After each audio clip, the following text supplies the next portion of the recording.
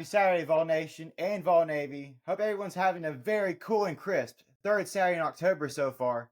Welcome to the 12th episode of the VolsCast, where touchdowns, threes, and homers are on the mic. And as you can see, we have a special guest with us today, Hampton from the Pigskin Cafe, where they serve up all things college football. Make sure to hit that like and subscribe button if you haven't already for both the VolsCast and Pigskin Cafe. Now, announcements. Danny White tweeted earlier this week about teasing an orange out this week against Alabama. This is what he said. All that orange looked pretty sweet a couple of years ago. Y'all think we should run it back? So there's going to be an orange out this week. So if you're going to the game, make sure to wear nothing but orange. Now the segments and the run through of what we're going to be talking about this episode. Tennessee and Alabama's woes and what they have to accomplish to win this week's matchup. Injury report as always, and last week's Oregon game with the penalty loophole. Heisman favorites, Georgia at Texas, and score predictions. Now, what does Tennessee's offense need to do to be in full production? The defense is what's been keeping the Vols afloat so far this season. Especially with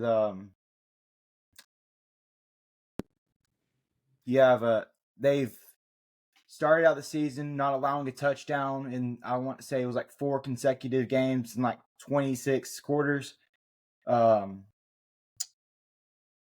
Pretty insane.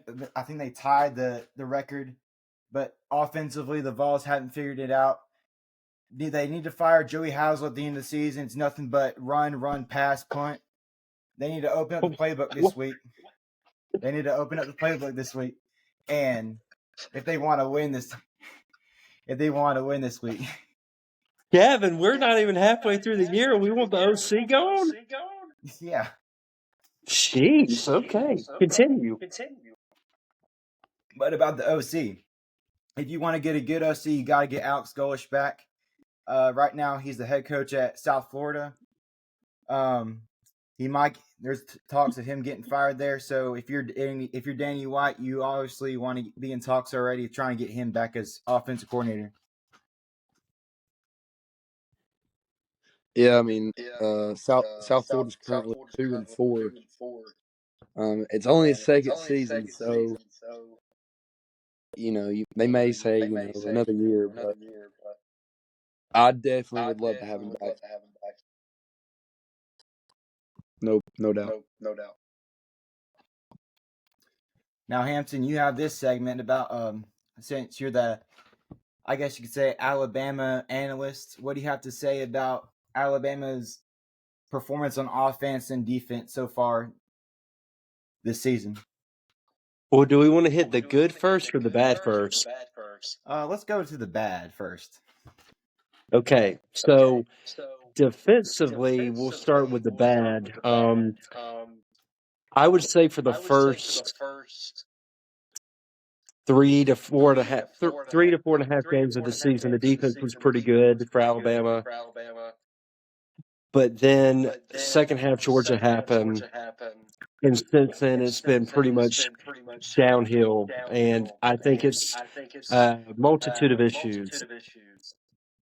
I would give partial blame to the defensive coordinator, Kane Womack, and some of his situational play calling.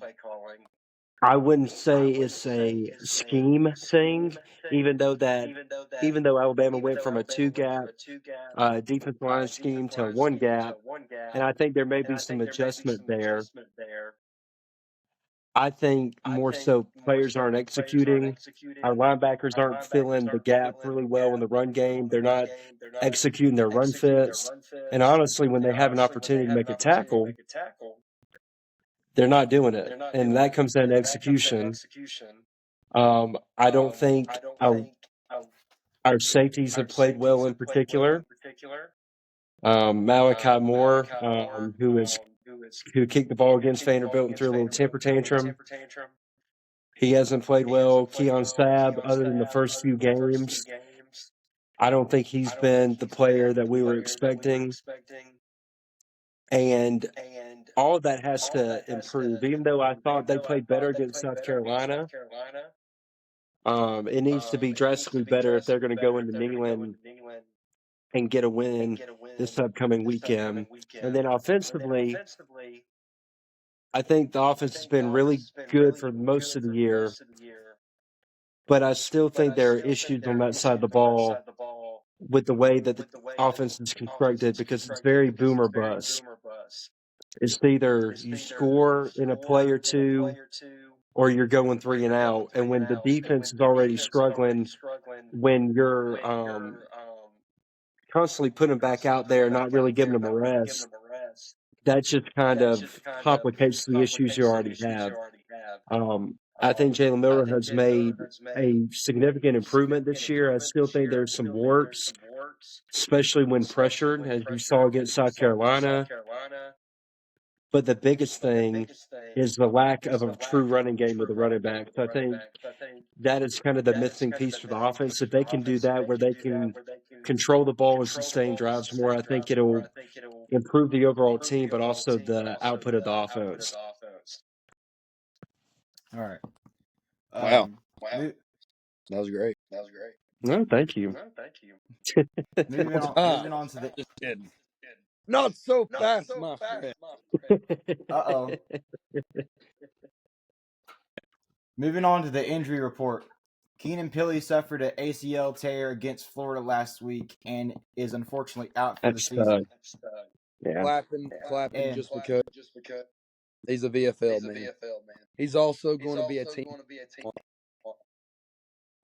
And it's in this scenario, it's just next man up. Aaron Carter is going to have to be the leader on defense. And most people say James Pierce. No, it's not James Pierce. It's Aaron Carter. Aaron Carter has been the stud this year for the Vols on defense. And the next man up, you may wonder who's going to replace Pili. Is going to be Jeremiah Thielander. Jordan Thomas, defensive back, out for the season with a knee injury. Cam Selden, running back, he's questionable with an undisclosed injury. Lance Hurd is probable. Undisclosed injury for Alabama. Daniel Hill, running back, out with an undisclosed injury, which leaves less depth for Jan Miller and DeBoer. Domani Jackson, defensive back, transferred from USC, probable to return with an undisclosed injury. Was an instant impact transfer as a starter. And Keon Sabb, defensive back, the Michigan transfer, he's also probable with a not disclosed injury. They can see it. And Keon Sabb earned defensive player of the week with 2 picks and 87 yards combined. Any of y'all, anything stand out to y'all? Can I go out of order and go back to what Hampton was talking about? Kind of like offensively for Alabama, kind of like the other side for Tennessee. Sorry, my voice is gone, but I think I'm not going to be able to talk for a year after tomorrow. I will give my all for Tennessee. But, Hampton made a good point about Alabama. If you watch Alabama, the best player on the field this Saturday will be Jalen Miller at all times. He's a running back, a quarterback that can throw the ball decently. And I think if you can contain Milroe tomorrow to say, I don't know, 50, 60 rushing yards, and as long as he doesn't throw for, I think we will keep their running back in check. Then you go, what's our offense? By the way, Ryan Williams is 17. I just want to tell y'all that. I had no idea, Mylan. Thank you for bringing that nugget to the podcast. I just wanted to go ahead and let the viewers know that he's 17, and you're going to hear it like 100 times. Like the first catch he makes, 17-year-old Ryan Williams, the youngest player ever to catch a pass. I'm being silly, but no, Williams is a dog. Ohio State. What a great punt in this receiver class. But offensively, Hampton made another good point. Some things are not always schematics. Some things are always just execution. And when you watch Tennessee last week in the game, you're like, oh my God, it's the coaches, man. Fire the OC, fire the OC. Mm-hmm.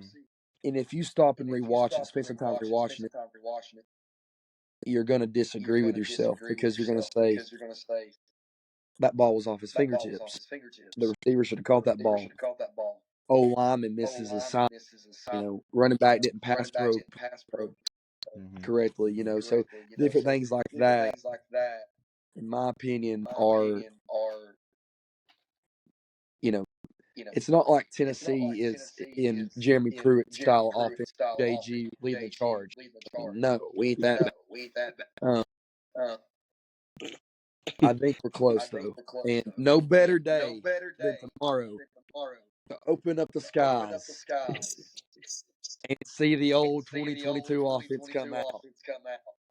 Because if we get that production, I don't think that Alabama will be able to keep it. They're going to score. I think the first one, I'm going to go ahead and say this. I think the first one to 30 wins the football game. I think 30 is the match. I do. Yeah, but adding on to the go ahead. Oh, I was just going to add on to his point that I 100% agree that I don't think it an OC or scheme thing for y'all. I think a lot of it is just Nico's a really young quarterback who has a lot of tools, but right now he's not seeing the field well, and defenses are confusing him a little bit. He's getting too locked into his first read, and when that's taken away, he's not quick to go to his second, and then he's kind of panicking when he's pressured, and it's affecting his accuracy to an extent. But the plays are there because, I mean, you had 2 or 3 deep shots last week that were wide butt open that he just missed. And if you hit at least one of them, the whole complexion of the game changes. So just Great, to add to that point. great point. I feel like we're on college game day right now. Can I be Pat McAfee and start getting the shout going? Come You on can now. flip into the Tennessee River with some overalls. I will jump in tomorrow in a heartbeat. I don't care. One thing I am going to say is go back to the opening drive against Florida. What was the very first play we ran? Y'all remember? We get the ball. We push out the receiver. Our tight end gets him in. We stack him, and then we bring him back in motion. And we run play action, rolling Nico out. We have flat. We are how low in the flat Mhm. flat. We got an out route. We got our dig / post curl. And Nico hits squirrel for a 15-yard gain. He looked comfortable.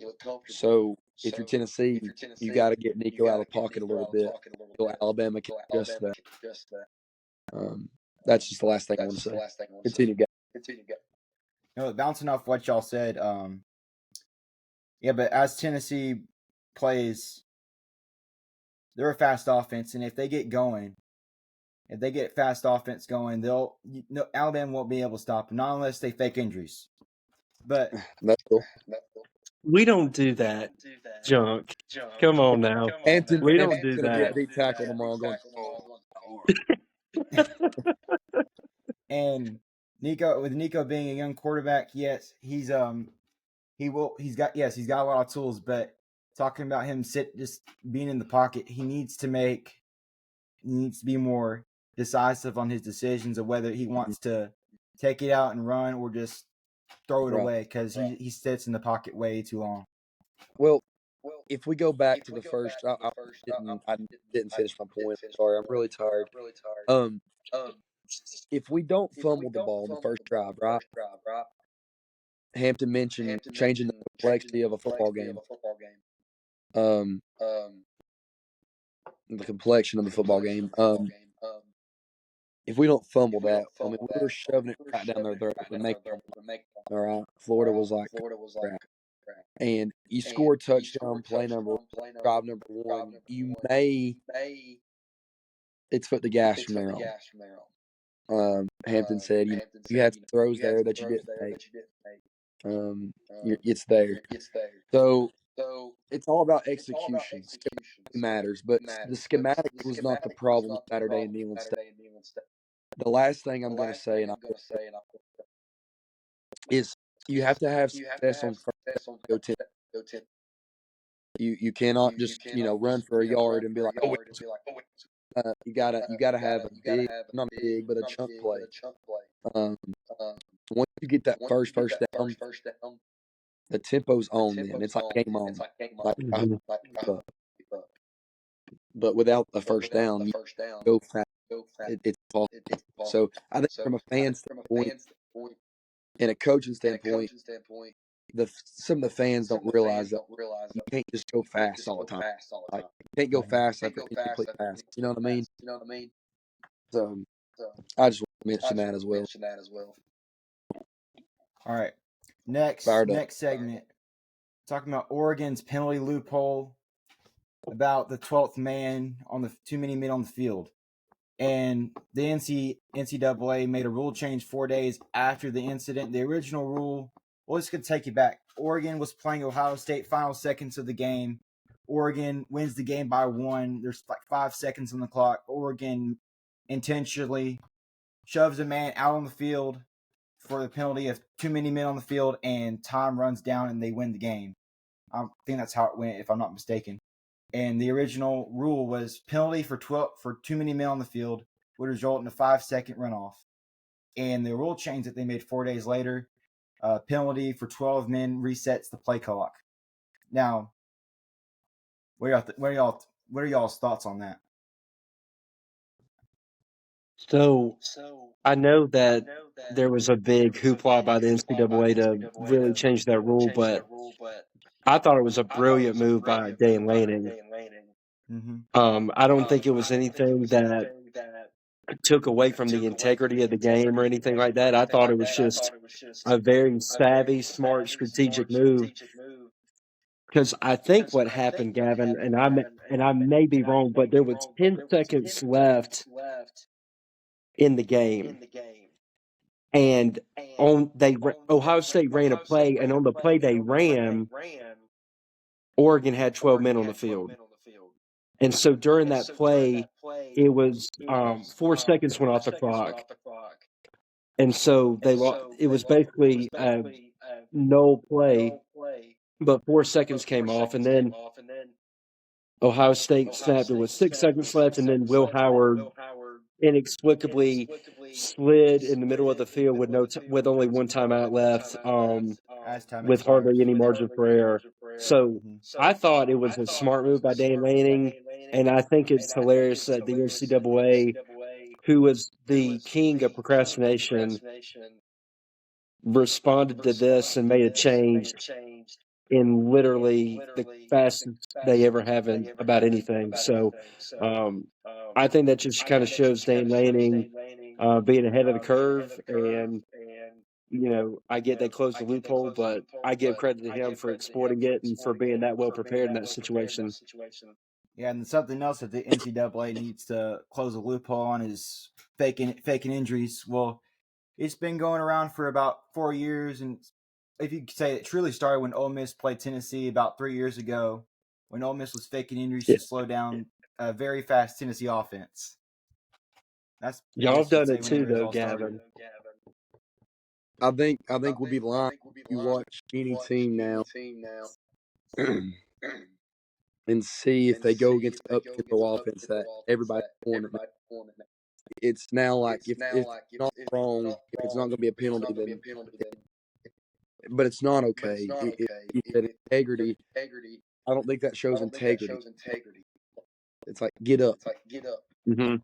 I don't know if y'all know this, but when someone gets first on Tennessee extra point, it's just buying time for defense. Like it's proof. I think he even came out and not said it, but he alluded. They're not actually hurt. Mm-hmm. You know, every time they walk off, like they holy walk. So, you know what I want to say though about the NCAA is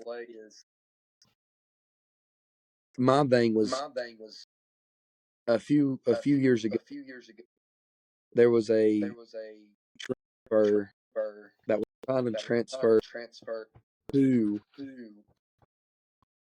I'm wanting to North. say I know it was to Virginia Tech. I forgot what school he was from, and he wanted to transfer because his mom was deathly sick.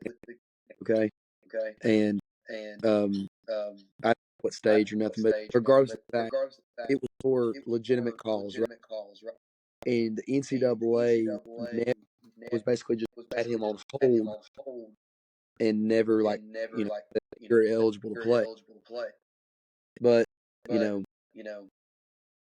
5-star Jimmy Joe over here with a $9 NIL deal is like, oh yeah, man, you can transfer. So there's a lot of things that the NCAA needs to. You're talking about integrity. They need to check their integrity and Agreed. what's right and what's wrong. Like Dan Lanning, you said it best. Ham Lanning knew the rules, and in the interview, he said we work scenarios, Mm-hmm. and he says we know that was a scenario to pull. It was during a timeout, and out of timeout, they put 10 on the field. Genius. Mm-hmm. It's not like you said. It's not like, oh, that's very bad of you to do. No, it's great. Mm-hmm. And I supported it. Also, Hey, Mylan, I think I may be wrong.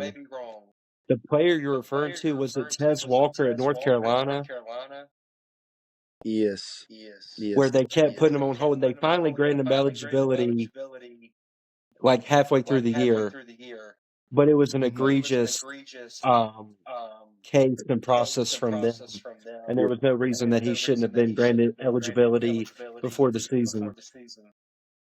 right, yeah. Mm-hmm. I think that was it. All right, Heisman favorites going into the halfway point of the 2024 season. The number one favorite, which I didn't really I kind of disagreed with this, but now I'm kind of starting to like him. Ashawn Genie, Oh, the running back from Boise State. yeah. You're down. What won you over? I don't know. Well, the fact that you said, I know now I know. It don't matter. He's running for 150 yards plus every game. So it's like, it don't matter who it's against. Really, I mean, Boise State's. I mean, they keep cruising. They're going to be top 12 this year. Mhm. So, I mean, Travis Hunter. Go ahead. go ahead. Oh, Travis Hunter, the athlete from Colorado. He plays both wide receiver and cornerback. Yeah, he has a good. He does. But here's the thing. Nico should be off the list. Having right, Mm-hmm. He is. right? Because I told you, he's got generational potential, but he's not there yet. And people expect him to be Peyton Manning day one. And the kid's 18 years old now. He's not. Like, chill out. It takes some guys. Hendon Hooker was 25 years old playing quarterback at the University of Tennessee. 25. Like he was very seasoned. He was a steak with all the seasons, the juice. Nico, he just got a little bit of salt on him, a little bit of pep. That's all he's got on him now. We got to season it. Cam Sorry. Ward, the quarterback from Miami. He's a dog. Agreed. Mm-hmm. Dylan Gabriel, the quarterback from Oregon. The win helped him a lot. Mm-hmm. And I'm probably going to pronounce this wrong. I don't even know if this guy I got this off of, I think, BetMGM. Curtis Rourke, the quarterback from Indiana. Okay. They're Listen, 6-0. Yeah. Mm-hmm. Big game this weekend against Nebraska. They host Yep. Nebraska. Mm-hmm. I'll just say, Gavin, real quick on that. I think it's Genty and Travis right now, with Genty being number one, because what he's doing is like Barry Sanders in the mid 80s level. Like his stats are so comparable to him.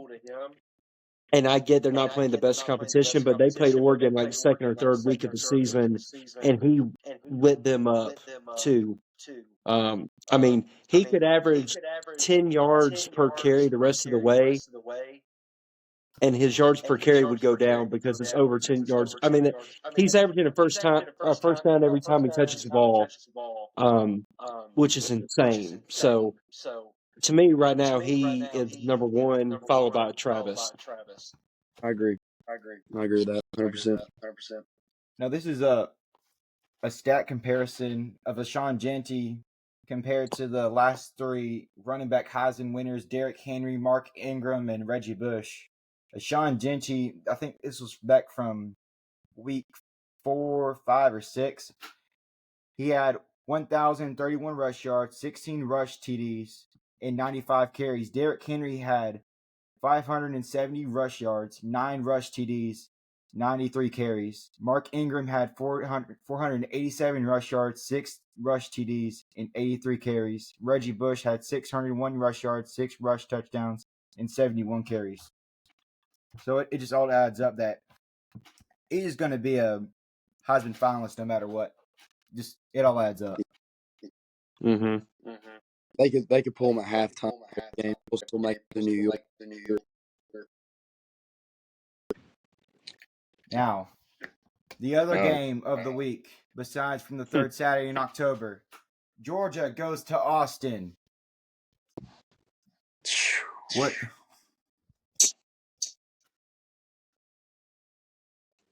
You want us to talk about it like, or you want like the rundown? You can do whatever. Hampton, you want to start us off? I feel like Sure, I'll be quick. I'll be quick. I think Texas is going to win this football game, and I think they may win by 10 or more. I think they've been the best team in the country so far this year, but I will add the caveat that they haven't played anybody even close to Georgia. They beat a Michigan team that we all know kind of now is offensively challenged. They played Oklahoma, same thing. So this will be a big jump in talent, but I think Sarkisian is going to have a really good plan for that Georgia defense, and Georgia is going to be missing Smile Munden, their linebacker, and I think Sark is just going to scheme them to death and have matchups at the wazoo all night. And I think they win this game. I mean, Did you have anything, Texas Marlon? better team. You are right. They haven't been challenged yet. I mean, they go to Oklahoma, whom Tennessee beat, and Michigan, they're one dimensional. They can run the ball, back the box, and make them beat over the top. Mm-hmm. But looking at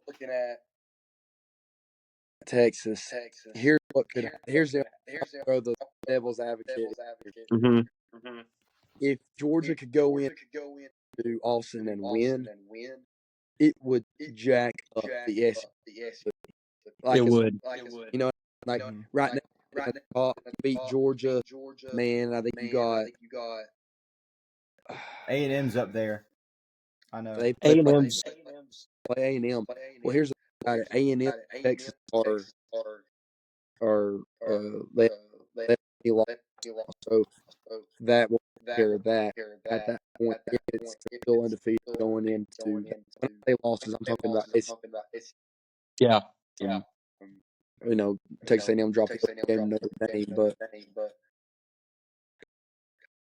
the thing that I would like to say is that they win. Georgia goes and wins. It through the whole range, like the standings up.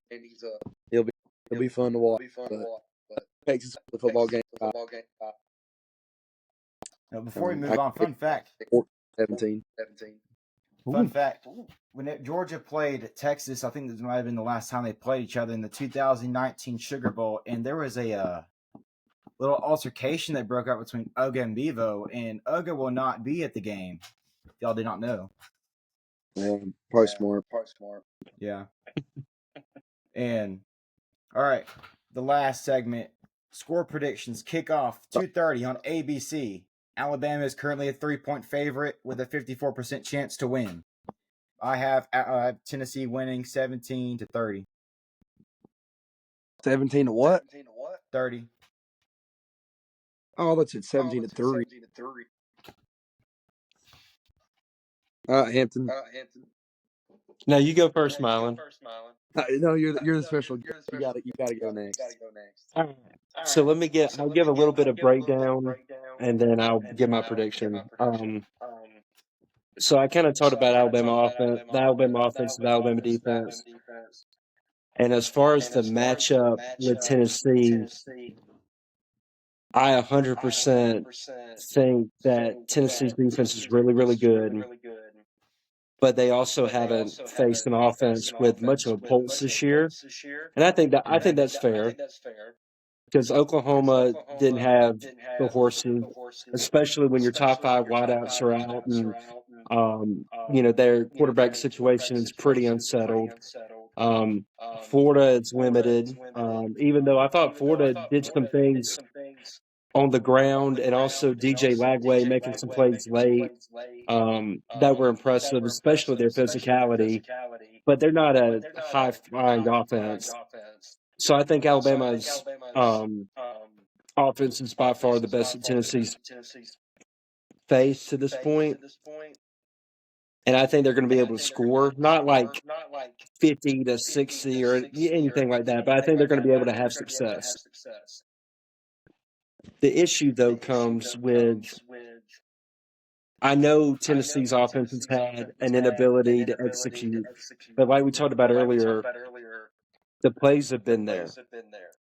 And one thing that I'm looking forward this weekend that I think might be a little wrinkle that Tennessee throws in is incorporating Nico more into the quarterback run game because Alabama's really struggled with the option game and different looks off of that. And I think maybe utilizing him in that way can get him a little more comfortable and ease him into the game. And if you do that and he hits a deep shot here or there, then your offense gets rolling. And our defense is already kind of a weak point to an extent, which worries me. And I'm a little concerned about stopping your running game with Dylan Sampson because he's been very effective all year. If this game were in Tuscaloosa, I would pick Alabama. But since it's not, I'm picking Tennessee to win. Oh! Yeah. Plot twist. I'm picking Tennessee to win because I think the execution issues on offense for Tennessee are more fixable at this moment than Alabama's execution issues on defense. What's your score prediction? Score. I'll go 31-27. All right. And you're close to mine.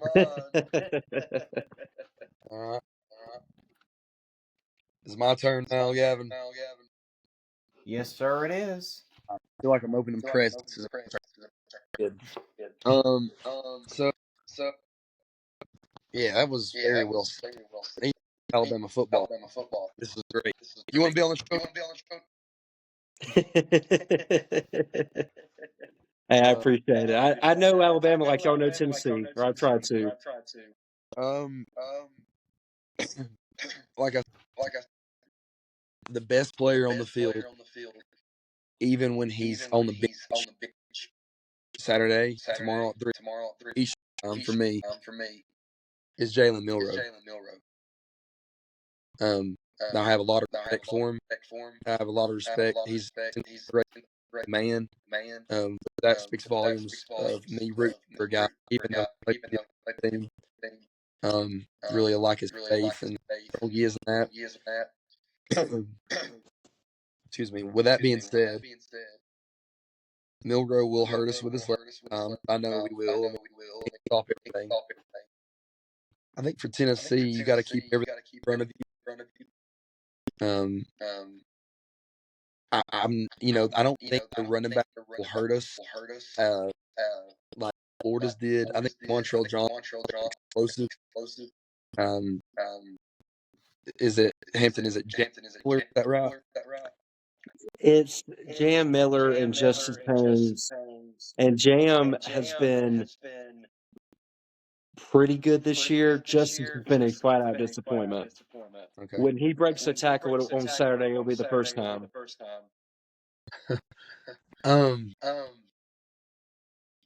When you think of Alabama, let's go back to 2022.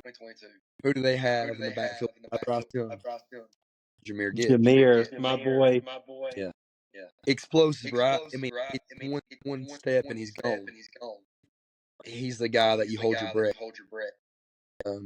Similar to Dylan Sampson, even more explosive than Sampson is. Bama doesn't have that at running back, but they do have that guy at quarterback. Offense does concern stopping them. I do think that the way you beat Alabama is pressure Milrow. Make him beat you with his arm and his arm only. Like you're saying, gap and tag, squeeze when you got to squeeze on the outside lane when you got to. Do your job. Offensively, you did it best. Everything's fixable. I'm gonna kind of call. If this game was in Tuscaloosa, I would not think we would win. Home field advantage is big. I want to point out something to you, man. Today they had the flyover,